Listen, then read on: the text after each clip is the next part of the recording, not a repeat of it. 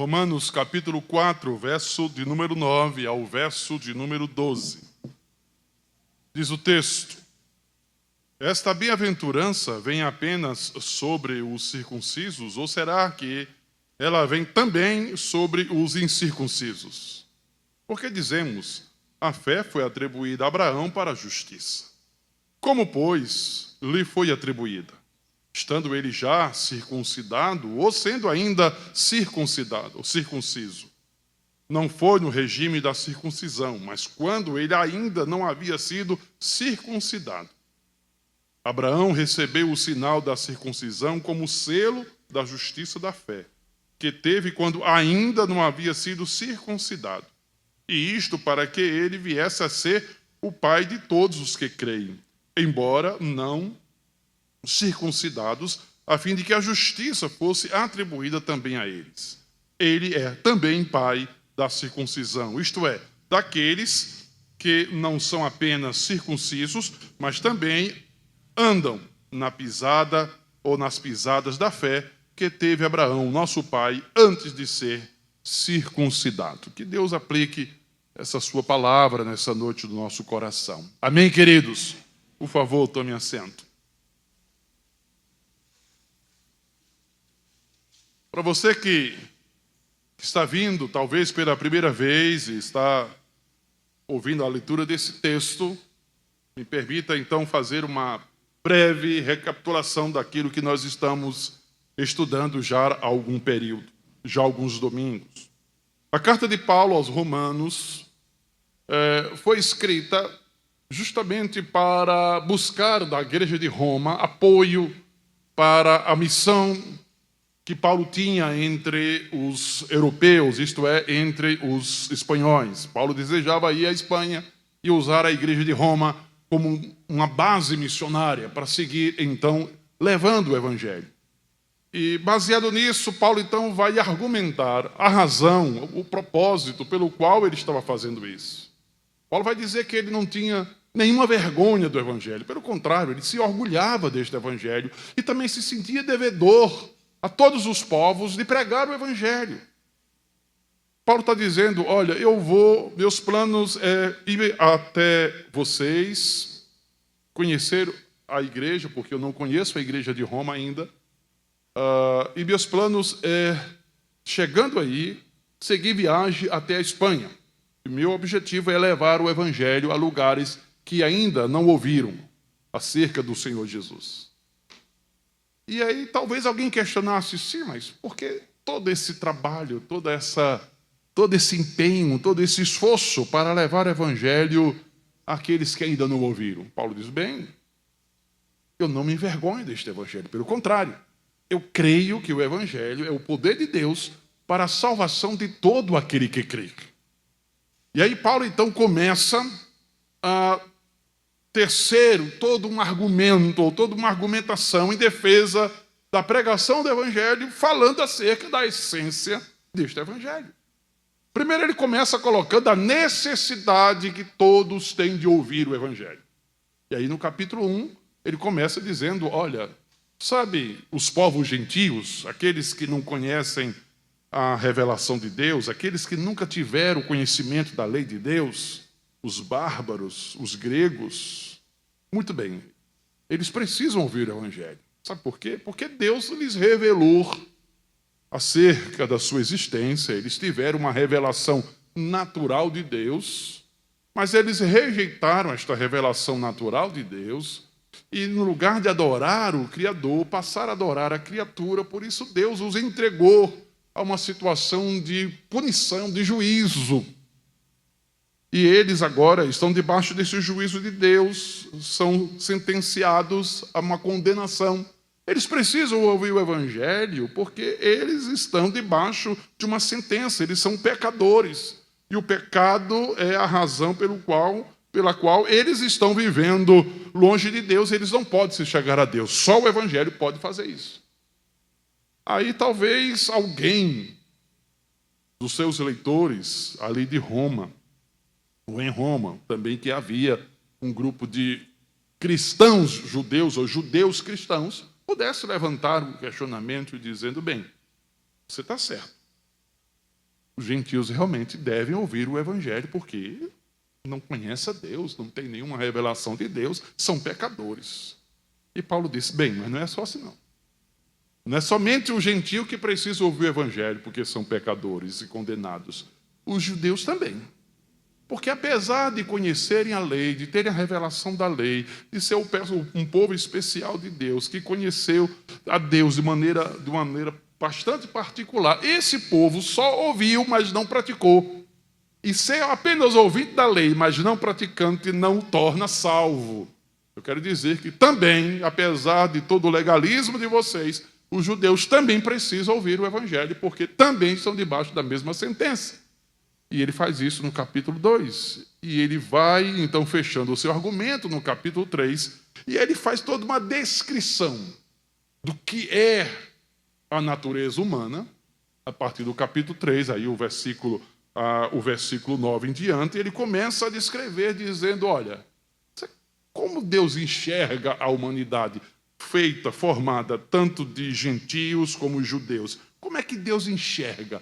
Deus enxerga uma humanidade caída, distante dele, longe da sua presença, que não o busca, que não o adora, que não o serve, que não tem temor de Deus diante do seu coração. Então, eu quero encerrar aqui o meu argumento dizendo que, na verdade, todos precisam ouvir o evangelho, tanto gentios como judeus, porque também os judeus, ainda que tenham lei, pela lei eles não podem se justificar, eles não têm como ter justiça diante de Deus.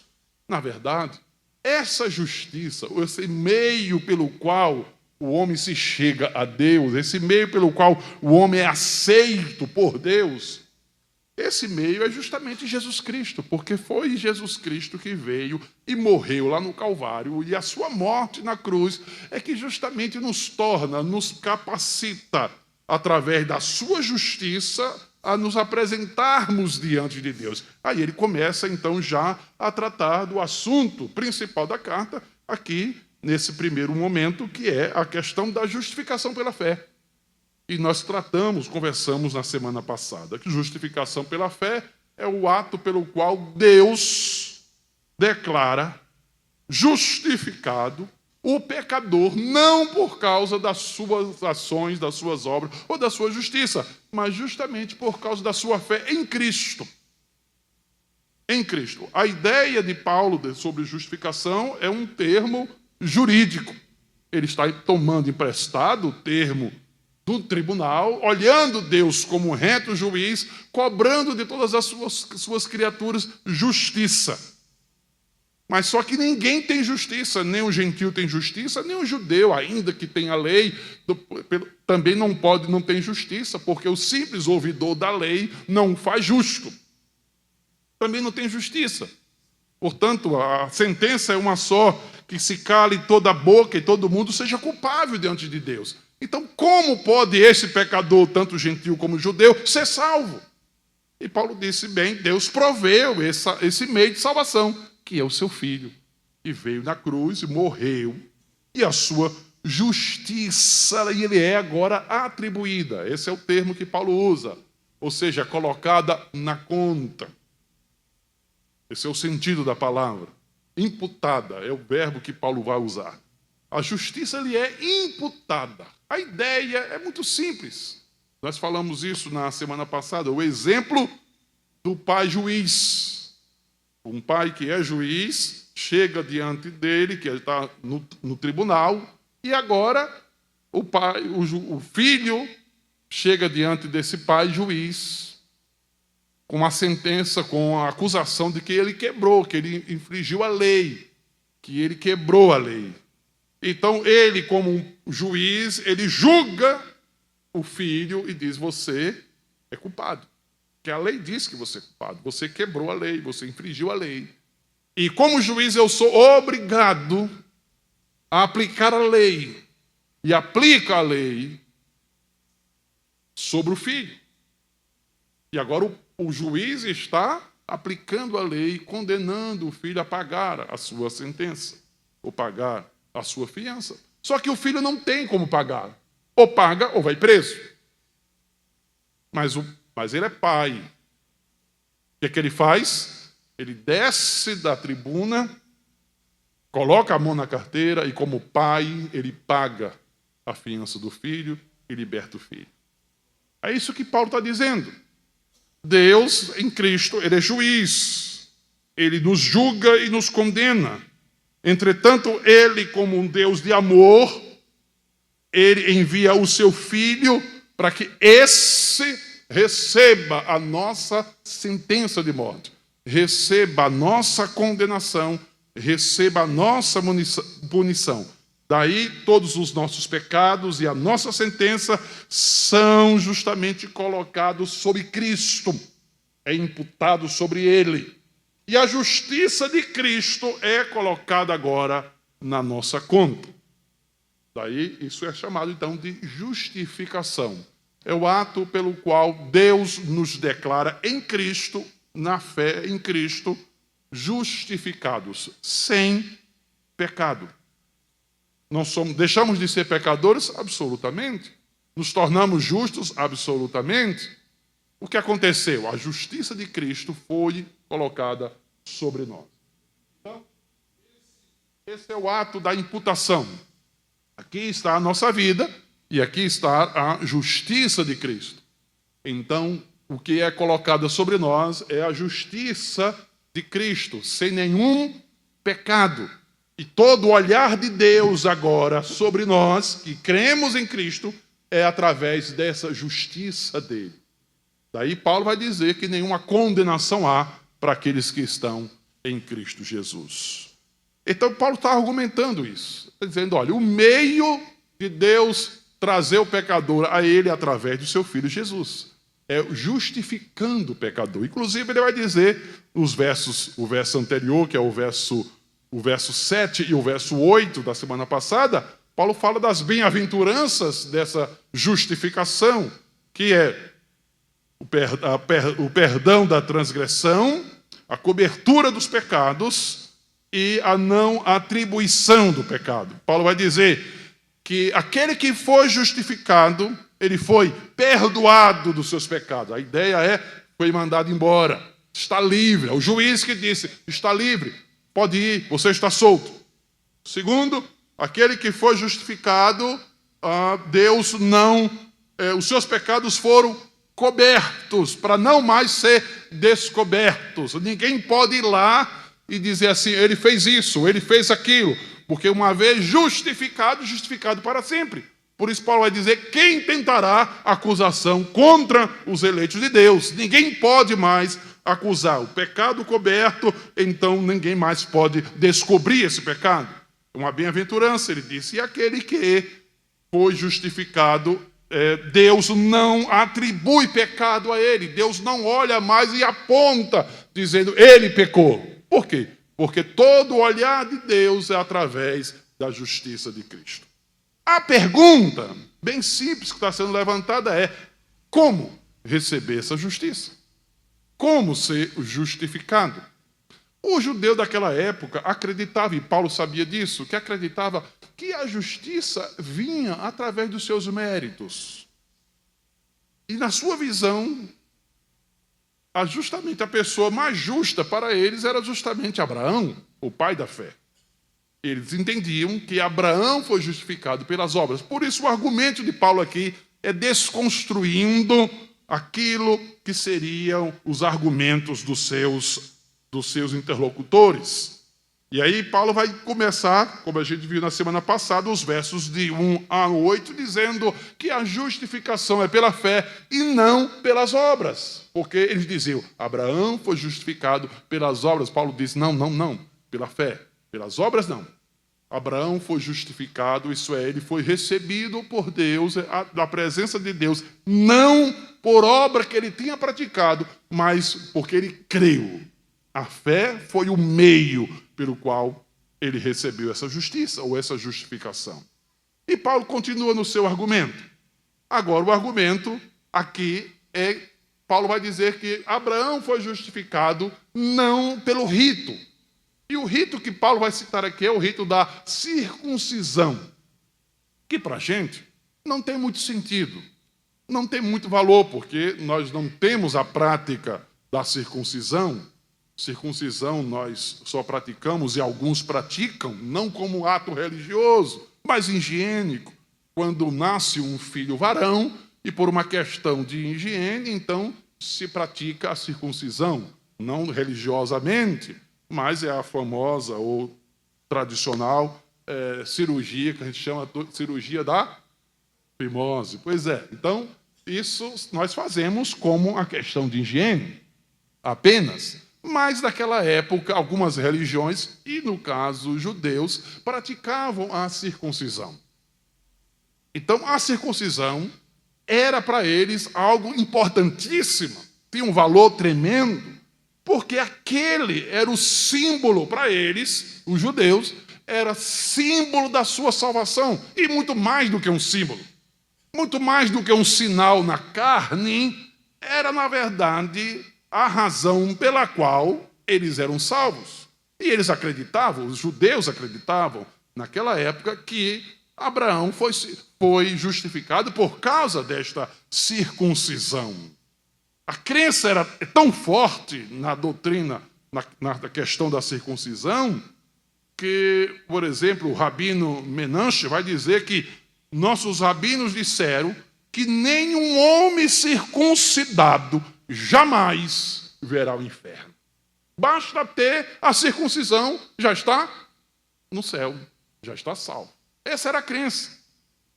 A crença era tão forte que um certo livro judaico vai dizer o seguinte: Abraão está sentado diante da porta do inferno e não permite que nenhum israelita circuncidado entre lá. Teve a circuncisão, então já é garantia da salvação. Essa era a crença. Daí o questionamento inicial no versículo 9, quando Paulo justamente vai questionar, vai dizer, porque a pergunta de Paulo não é dele, a pergunta é do interlocutor imaginário. Aí ele está dizendo, essa bem-aventurança, ou seja, esse perdão, esse pecado coberto, esse pecado que não é atribuído, vem para quem? Deus perdoa quem? Deus salva a quem? Vem apenas sobre os circuncisos, isto é, aqueles que têm a marca da circuncisão? Ou será que vem também sobre os incircuncisos, isto é, sobre os gentios que não tinham nenhuma marca da circuncisão? Porque dizemos, a fé foi atribuída a Abraão para a justiça. Aí a pergunta, bem, como? Como é que ele foi atribuído? Paulo pergunta, bem, essa bênção da salvação é para quem? Para um judeu circuncidado ou é também para o gentio? Tá. E Abraão, como foi? Abraão foi justificado. A resposta é essa. Tá. Abraão foi justificado. A fé foi atribuída a Abraão para a justiça dele. Tá, mas a pergunta é, como foi? Como essa fé lhe foi atribuída? Essa justiça lhe foi atribuída? Ele já circuncidado ou ainda quando não era circuncidado? Paulo levanta a questão.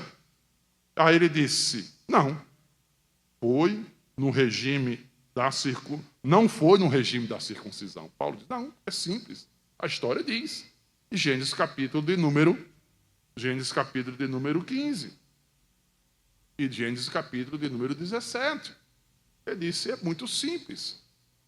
Abraão foi justificado quando ele não era circuncidado.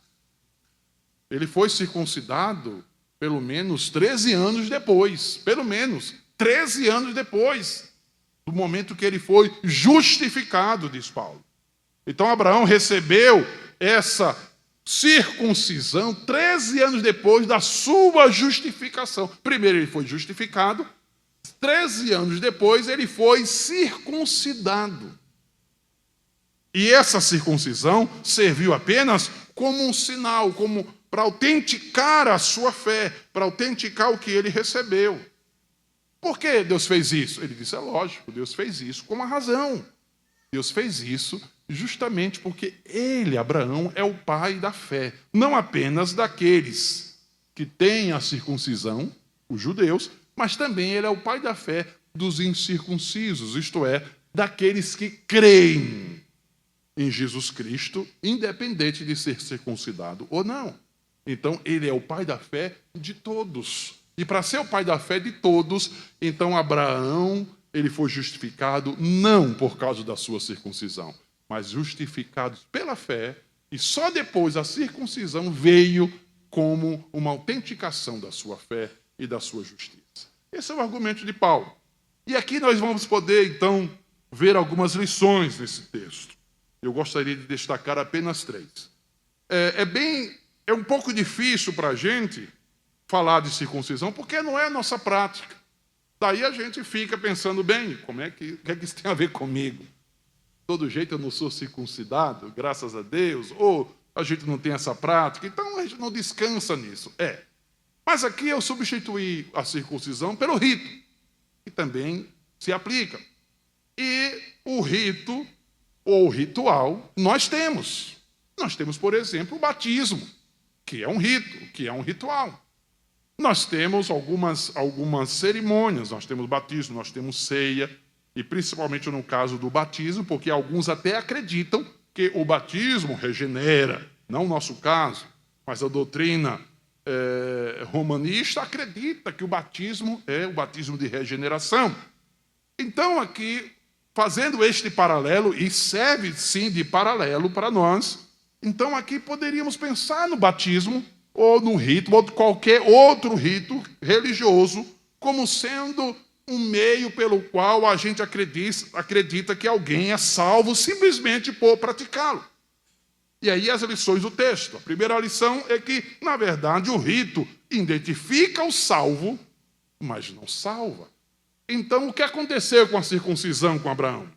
A circuncisão estava dizendo para Abraão que ele já era justificado. Estava identificando Abraão, assim como todo judeu. Apesar de ser o judeu circuncidado ao 8º dia de nascido, ainda criança, mas ali o rito é simplesmente para dizer que pertencia.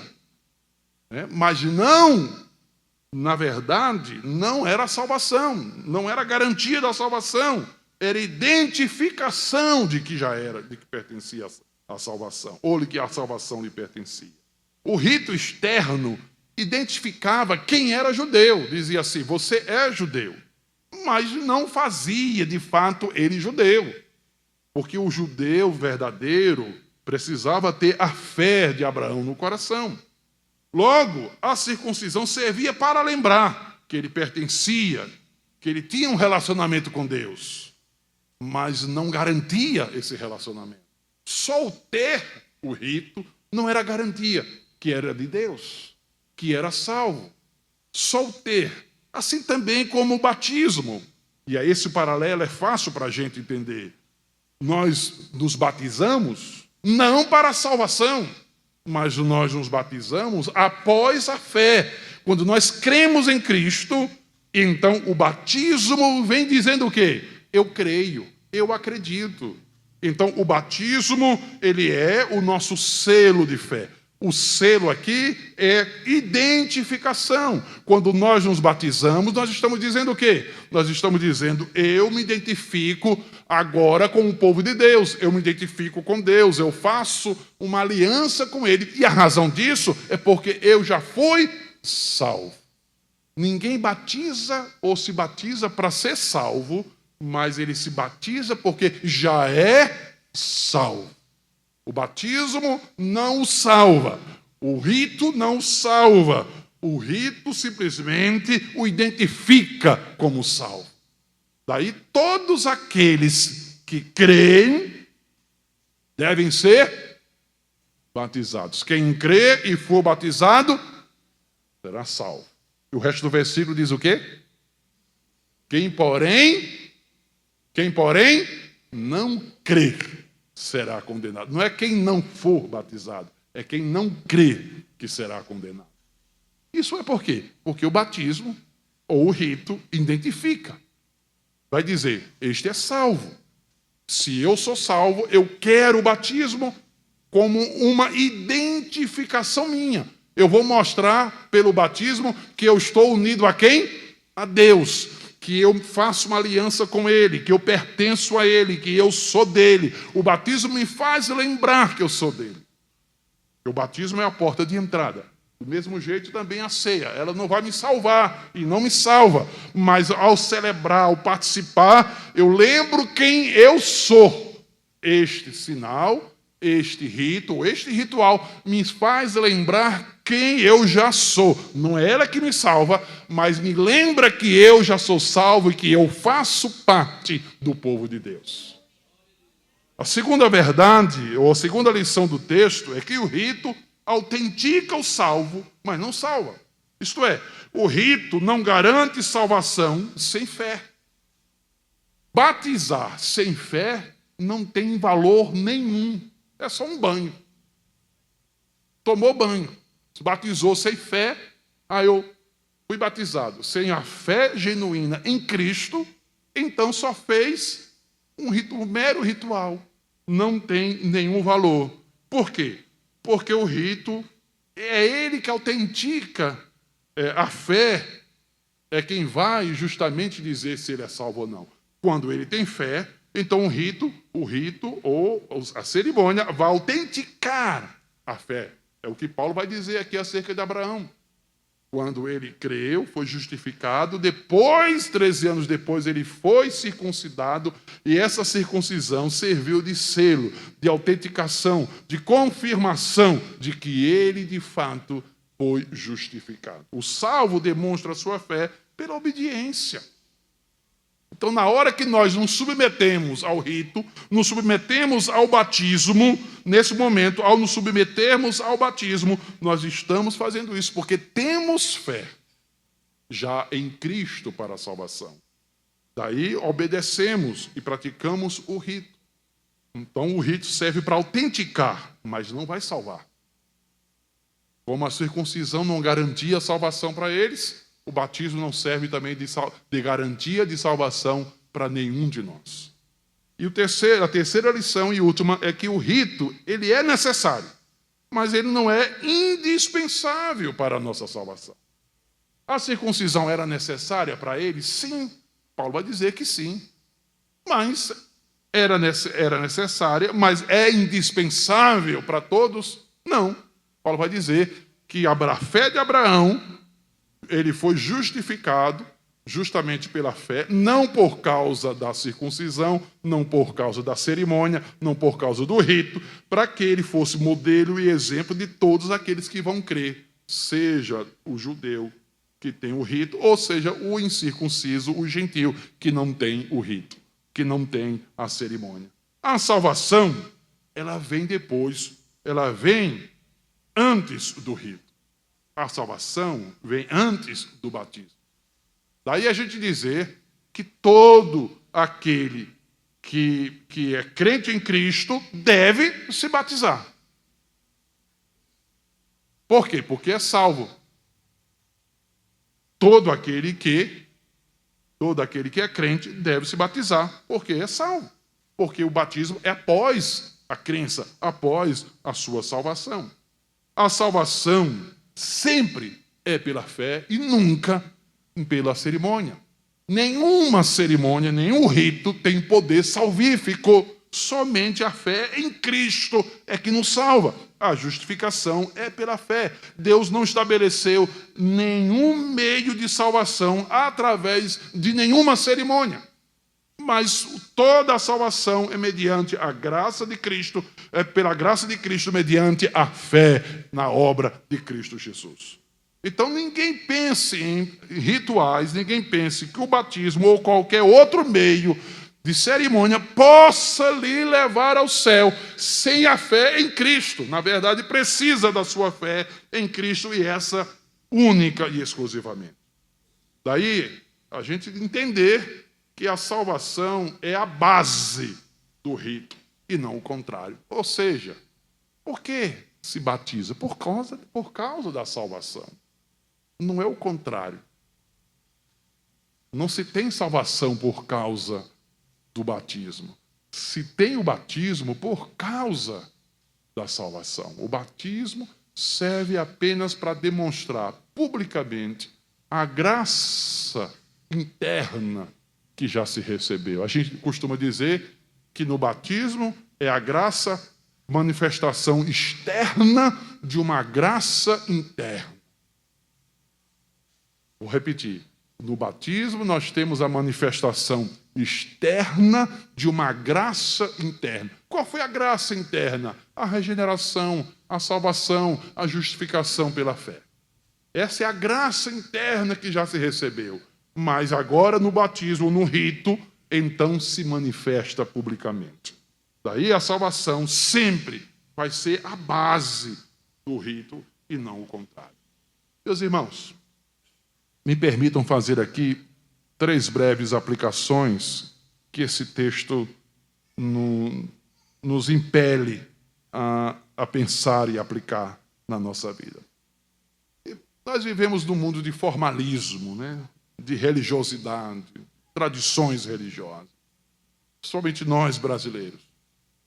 Aquilo que o pastor Augusto Nicodemo vai chamar a alma católica do protestante. Mesmo protestantes, nós temos, às vezes, uma alma católica, dizia ele. Ou seja, nós somos apegados, às vezes, a rituais. Nós somos apegados, às vezes, a tradições religiosas. Daí é fácil perder de vista o coração na nossa relação com Deus. Daí devemos lembrar sempre que a nossa justificação diante de Deus não está enraizada nos nossos ritos ou nas nossas cerimônias. Esse é um cuidado que o texto aqui traz como alerta. A nossa justificação diante de Deus não está enraizada nos nossos ritos ou nas nossas cerimônias, mas única e exclusivamente na nossa fé em Cristo Jesus. Então não pense que as águas batismais elas servem como meio salvífico. Não pense que o seu batismo, por mais lindo, bonito que ele tenha sido, é ele a fonte da sua salvação. Não acredite de maneira nenhuma que qualquer cerimônia ou qualquer tradição religiosa que você pratica, que você tem, é meio de você se chegar a Deus, porque somente pela fé em Cristo, na obra de Cristo, no sangue de Cristo, no sacrifício de Cristo, que você é aceito diante de Deus. Esse texto é uma grande advertência para nós. Devemos examinar aqui, meus amados irmãos, as nossas motivações e as nossas práticas religiosas, para saber se realmente nós estamos nos chegando a Deus por meio de Cristo ou estamos nos chegando a Deus através da nossa religiosidade. O que é que garante que você é salvo? A sua religiosidade? O tipo de batismo que você recebeu, e para alguns até é aonde você foi batizado, porque se foi no Rio Jordão, aí tem mais validade do que aqui, das águas do Bituri, porque as águas do Rio Jordão certamente são mais santas, daí certamente regenerou mais do que as águas do Bituri, ou aqui do Rio do Ipujuca, do Pujuca. E aí a pergunta é: o que é que garante a sua salvação para você? Sua religiosidade ou a sua fé em Cristo? Na obra de Cristo, no sacrifício de Cristo. Aonde estão os seus olhos com respeito à sua salvação? É em Cristo, na obra dele, lá no Calvário, ou é na sua vida religiosa, na sua tradição religiosa? A segunda aplicação, meus irmãos, que esse texto nos faz pensar é que os ritos e cerimônias, eles podem servir como expressão externa da nossa fé, sim, e deve ser. O batismo, ele é bíblico, ceia é bíblica, mas não devem ser confundidos com a realidade espiritual interior. Devemos buscar uma fé que transcende as formalidades e se manifeste, sim, em atitudes de verdadeiros regenerados adoradores. Isto é, o nosso relacionamento com Deus não pode ser formalista. Nosso culto não pode ser formalista. E aí, eu quero fazer alusão àquilo que nós estudamos no nosso culto de doutrina na última sexta-feira. Salmo de número 50. Se você não veio, perdeu, então procure quem veio e ouviu para compartilhar com você a mensagem do Salmo 50. Porque no Salmo 50, vou fazer para você, dar somente aqui um spoiler, como a gente diz, né? Só um pouquinho. O Salmo 50, o salmista Asaf estava muito preocupado com aqueles que vinham adorar a Deus. E ele percebeu que existiam dois tipos de adoradores. E aí, profeticamente, ele denuncia esses dois adoradores. O primeiro adorador era um adorador formalista. E o segundo adorador era o adorador hipócrita. E aí, o Salmo é escrito como sendo uma fala de Deus, como um reto juiz, chamando o seu povo, conclamando o seu povo para se apresentar diante dele, onde Deus agora vai julgar o culto deste povo. Ele chama o povo da aliança e diz: agora eu vou julgar. Tomo o céu e a terra como testemunhas e vou julgar o culto que vocês estão me prestando. E aí Deus vai dizer: muito bem, vocês trazem animal, vocês trazem boi, vaca, você traz bezerro, você traz pão, você traz tudo. E Deus diz: eu não estou reclamando do que vocês estão trazendo. O sacrifício de vocês tem com abundância. Não é isso que eu estou me queixando. O que eu me queixo é que vocês têm boi, a vaca, você tem tudo isso para oferecer, mas vocês não têm um coração agradecido diante de mim. Vocês não vêm diante de mim reconhecendo que eu sou Deus na vida de vocês e que eu estou fazendo grandes coisas. Vocês não vêm diante de mim com um coração de gratidão. Então eu quero dizer, porventura eu como carne de boi? Porventura eu me alimento do que vocês me oferecem? Todo mundo me pertence, todos os animais me pertencem. Isso para mim não serve de nada.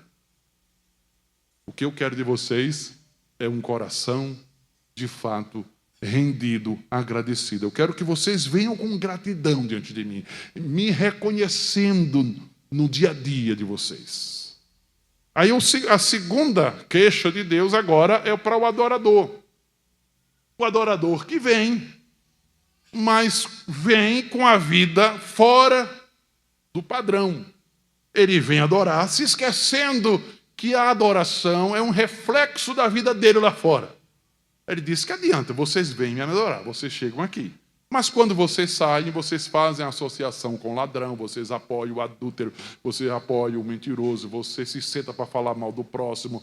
Então vocês quebram a lei. Isso é uma hipocrisia, porque vocês vêm adorar, mas a vida de vocês não condiz com isso. Você vem adorar no domingo, mas durante a semana vocês vivem uma vida totalmente errada. E a vida de vocês é errada porque vocês apoiam aqueles que estão fazendo. Então, dá no mesmo, Deus disse. Para mim é a mesma coisa. E aí Deus diz: olha, estou chamando vocês, porque eu estou repreendendo vocês, porque eu quero que vocês mudem. Porque se vocês não mudarem esse comportamento de vocês no culto, eu quero dizer que o caldo vai engrossar. Eu vou julgar e vou condenar vocês. Eu vou punir vocês. Porque eu quero é que vocês se apresentem diante de mim com um coração genuíno, verdadeiro, sem formalidade e sem hipocrisia. Daí, meus amados irmãos, a gente também entender, à luz desse texto, pegando aí a deixa do Salmo 50 do nosso culto e doutrina, que ritos e cerimônias servem de expressão. Nós devemos ser bastante solenes, respeitosos do culto a Deus. Devemos considerar os nossos ritos, as nossas cerimônias. Entretanto, isso não pode ser desprovido de um coração genuíno, convertido, de uma fé genuína, verdadeira em Cristo, de uma graça de Deus na vida. Porque Deus, ele vai dizer: eu não me impressiono, diz lá no Salmo 50. Você acha que eu sou igual aos seus parceiros, Deus diz no Salmo 50. Se eu não me impressiono com vocês, cuidado, eu estou calado, mas não fique pensando que o meu silêncio é de aprovação. Eu não me impressiono com o que vocês fazem. Eu não me impressiono com o culto, eu não me impressiono com nada disso. Eu não me impressiono com a multidão de tudo que vocês fazem. Porque o que eu quero é a essência. Eu quero a essência, eu não quero só a forma. Então nós podemos cair na forma. E é isso que Paulo está dizendo, olha, vocês têm a forma. Vocês sabem fazer a coisa. Vocês têm a circuncisão. Mas circuncisão sem a fé não vale nada. Tem um sinal, tem a forma, tem um rito. Mas não tem a fé em Cristo, não tem valor nenhum. Ter rito, ter cerimônia, ter tudo certinho. Mas se não tem a essência, irmãos, se não tem a graça, se não tem de fato Cristo como centro da nossa fé, da nossa vida, se a graça de Cristo não está banhando a nossa vida, se o nosso culto não é banhado por esta presença de Cristo, então nosso louvor é em vão. Os nossos cânticos, eles não passam apenas de barulho. O nosso dízimo não passa apenas de mero cerimonialismo, de mera oferta. As nossas ofertas, elas não chegam diante da presença de Deus. E lembre-se de uma coisa, como Deus diz lá no Salmo 50, a terra pertence a Ele, o mundo pertence a Ele. E Deus não se deixa impressionar com nada que a gente venha lhe oferecer. Porque às vezes a gente se engana, achando que a gente pode impressionar Deus. Mas entenda que a gente não pode. Porque o que Deus quer, de fato, é a essência da nossa fé.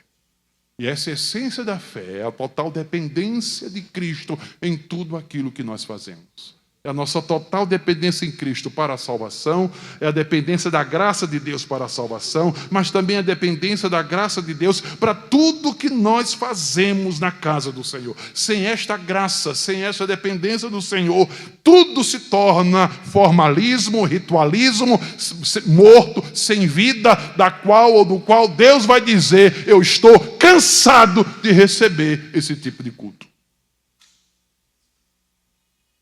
E a última aplicação desse texto, meus amados irmãos, esse texto nos desafia a valorizar aquilo que Deus tem feito na vida dos nossos irmãos. Ou seja, aquilo que Paulo vai dizer aos Coríntios, o que importa é saber que cada um é nova criatura. Devemos saber valorizar a justificação pela fé na vida dos nossos irmãos, independente dos ritos. Quando nós valorizamos a obra de Cristo na vida do irmão, aí a gente não vai perguntar que tipo de batismo ele recebeu, se foi com muita água, se foi com pouca água. Se a ceia que ele tomava era para todos ou era restrita. Se na igreja dele havia esse ritual ou se não havia aquele ritual, ou se tinha esse ou se não tinha aquele. Porque quando nós valorizamos o ritual, o rito, quando nós valorizamos a cerimônia acima da justificação pela fé na vida de alguém, aí nós pecamos. Porque nós estamos desvalorizando justamente a obra de Cristo. O que é mais importante saber? É que o irmão foi batizado com muita água, com pouca água, ou se de fato ele é nova criatura em Cristo Jesus. O que é mais importante? É abraçar, acolher o irmão, pelo fato de ele também estar debaixo da graça salvadora de Cristo, ou porque ele recebeu o mesmo banho de água que nós recebemos na hora do batismo? O que é que mais importa? Então esse texto nos ensina a acolher uns aos outros com amor e respeito e reconhecer o que Deus, na verdade, faz na vida do nosso irmão. Por isso Paulo vai dizer, Deus ele é salvador tanto daquele que é circuncidado, judeu, como também daquele que é incircunciso, gentil. É por isso que Abraão foi justamente justificado antes do ritual, antes da circuncisão, para ser o pai de todos. Porque o rito sem essa essência de fé, não tem valor nenhum. Para nada serve. O batismo, sem a fé salvadora, é apenas um banho que se toma. Não tem valor, não tem importância. Pelo contrário. Pelo contrário. No lugar de trazer qualquer bênção, traz, na verdade, muito mais atropelo na fé. Porque distancia da fé salvadora em Cristo Jesus. Como você olha para aqueles que não têm os mesmos ritos que você tem, aqueles que não têm as mesmas cerimônias que você tem, mas que têm a fé salvadora em Cristo Jesus? Há uma velha canção que dizia: não importa o quê? A igreja, o que você é. Né? Se atrás do Calvário, ou eu diria, se no Calvário você está. Se o teu coração é igual ao meu, então me dê a mão. E meu irmão será. É isso que importa, como diz Paulo. O que vale é ser nova criatura em Cristo Jesus. Amém, meus irmãos.